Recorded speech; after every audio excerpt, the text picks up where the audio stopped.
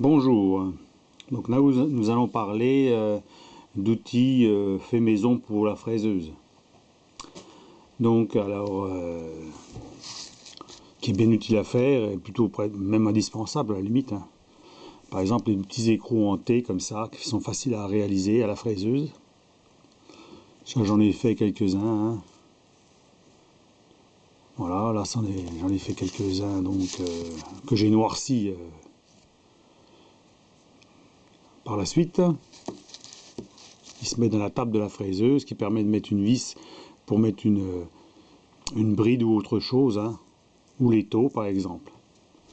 Donc c'est toujours facile à faire, c'est toujours intéressant à faire. Voilà. Là j'en ai quelques-uns, mais j'en ai plus que ça, hein. Là c'est... Voilà, sous la table j'en ai déjà 5, je crois que j'en ai encore sous l'étau, qu'il y en a encore 2 sous l'étau, puis il doit en avoir dans ma boîte là-bas encore quelques-uns. Donc ça, intéressant à faire, même indispensable.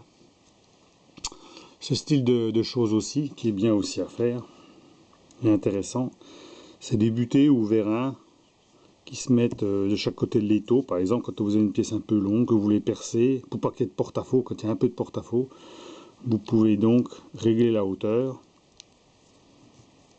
et puis vous desserrez pour arriver à être collé contre la pièce que vous voulez usiner ou vous voulez percer, pour que vraiment la pièce reste bien fixe et ne bouge pas, qu'il n'y ait pas de vibration ou quoi que ce soit.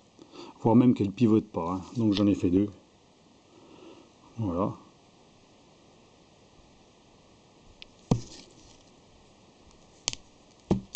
Autre chose aussi, un petit maillet. Voilà, fait maison aussi, hein. Alors une partie en bronze, un axe, un petit manche en bois, facile à faire. Côté bombé, côté plat. Alors il me sert à décoller les cônes CM3 de ma fraiseuse.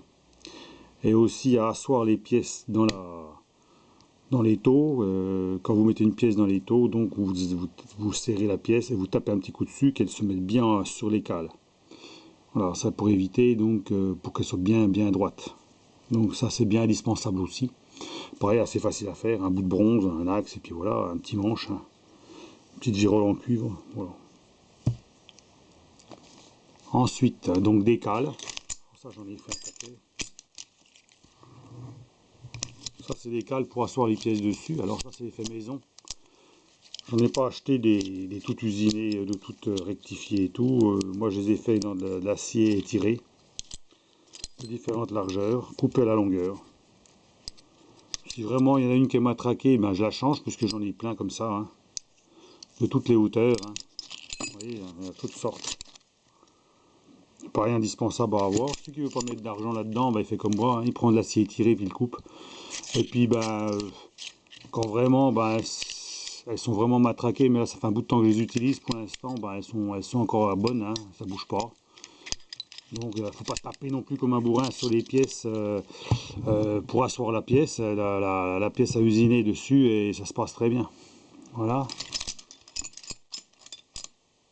Autre chose aussi qui soit pratiquement indispensable aussi quand on fraise, c'est donc une petite butée. Voilà, une butée de fraisage. Fabrication maison avec des chutes, hein. Alors j'ai déjà présenté, mais j'avais effacé la vidéo parce que je n'avais pas commenté.